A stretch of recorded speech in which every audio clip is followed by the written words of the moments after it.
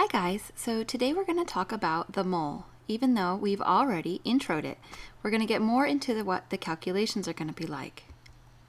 Alright, so first we have to talk about a funny word called stoichiometry. Stoichiometry is the study of quantitative aspects of chemical reactions.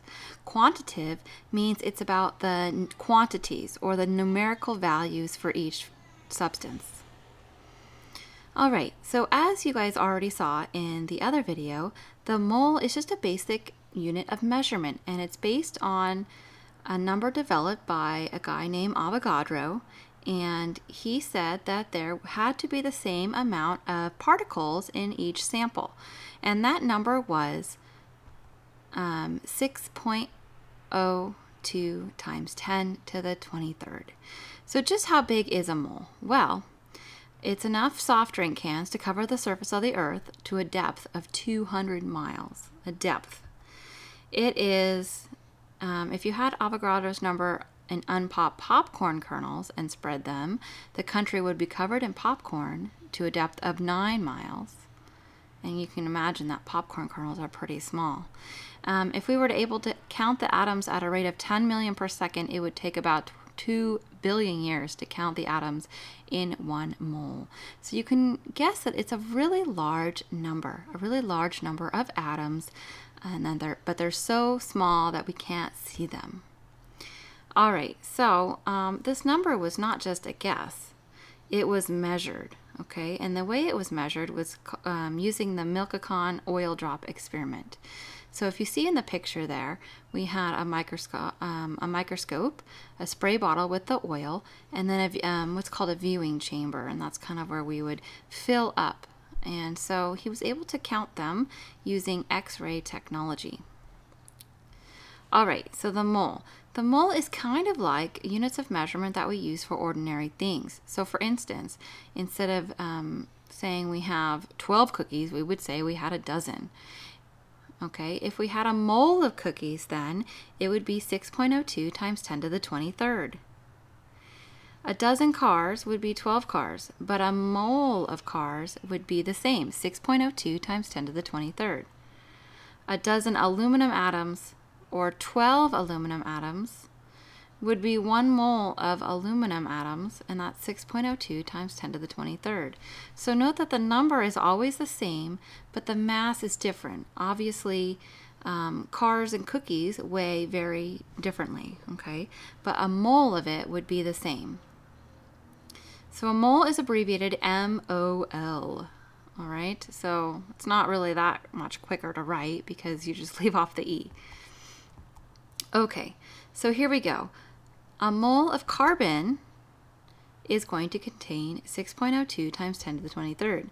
A mole of water, so remember a water is a molecule, is the same, and a mole of sodium chloride, which is table salt, is the same. So it doesn't matter, each of these things, even though they're different compounds, if we're using a mole, that's the measurement. So you would say, I want a mole of carbon, or I want a mole of water, and we would know that you're talking about 6.02 times 10 to the 23rd. Okay? All right, so how do we use this as a conversion factor? Well, we can put it 6.02 times 10 to the 23rd particles over 1 mole. That's basically saying that there's that many particles in 1 mole. But we could also flip it over and say that 1 mole contains 6.02 times 10 to the 23rd particles. And the way you're going to know which one to put on the bottom is the unit of measurement you're going to try to cancel out in your unit conversions. Okay? All right, so what does it mean in terms of grams? So we learned something on the periodic table called the molar mass, and just like it says molar, the mole part has something to do with Avogadro's number. So the mass of 1 mole in grams is equal to the numerical value of the average atomic mass, which we get from the periodic table. So that is the larger, we also call that the mass number, or the, I think atomic mass was another word we used. So if we look at carbon on the periodic table, you'll see that it's 12.0 grams. That is the molar mass. Mg would be 24.3. Copper, which is Cu, 63.5. Again, these you just look up on the periodic table. But they are all 1 mole. All right, so other names that we can use. So again, molecular mass is the same as molecular weight. Only the units are different. So this is why it's nice to use Avogadro's number. Formula mass or formula weight, this is just the mass of the compounds, and you're going to be calculating these, okay? So you may hear all of these terms, but when we're talking about the mole, we're only going to use one mass for 1 mole of that substance. And that's the nice thing about using a mole is even though the weights are different, whether it be a compound or a molecule, we're still only using 1 mole. All right, so here's some examples.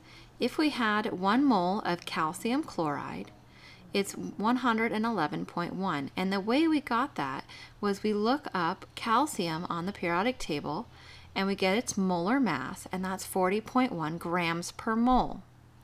And then we look up chlorine, and that's 35.5 grams per mole. Okay, because again, those are all moles. But we have 2 of those, so we need to multiply that number by 2, and then we add them together. So we add the calcium, the molar mass of calcium, plus twice the molar mass of chlorine, because we have 2 of those molecules. And that's going to give us the 111.1 grams per mole. Now, pause the video, and I want you to try and find 1 mole of N2O4. So you're going to look at nitrogen, molar mass, times it by 2, and your oxygen molar mass, and times it by 4, and add those things together. All right, so the nice thing about using molar mass is we can go from grams from the periodic table to moles. So here's an example problem. Aluminum is often used for the structure of lightweight bicycle frames. How many grams of aluminum are in 3 moles of aluminum? So now we have moles, and we know we have 3 moles. So what you want to do is set up the problem with the moles on the top. Always start with what's given, and then you want to get to grams.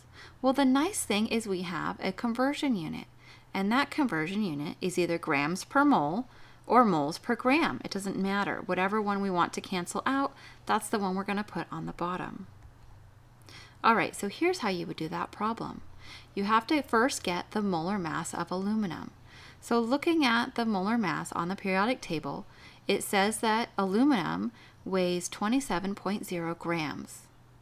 Now, that also means that there are 27 grams of aluminum per 1 mole of aluminum, which is the same thing as saying it backwards. 1 mole of aluminum contains 27 grams of aluminum. So again, when we set this up, always write what's given first. That is your 3.0 moles of aluminum that was given in the problem. And then now, which one are you going to use? The grams over mole or the moles over grams? Well, since we are always multiplying these, and we want moles to cancel out, we're going to put moles on the bottom of this conversion unit and then multiply straight across. So now moles are going to cancel out, and all you get are 27 times 3, which is 81. So if you want to pause the video and try that on your calculator to prove it to yourself, go ahead. All right. So again, since 6.02 times 10 to the 23rd particles equals 1 mole, that's the molar mass in grams, you can convert atoms or molecules to moles and then moles to grams. Nice, right? You can't go directly from atoms to grams. You have to go through the mole.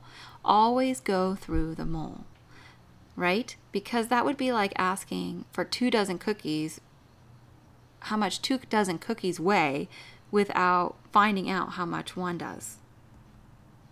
All right, so here, this is a good thing to write down. If you want to go from grams to particles, you have to go through the mole.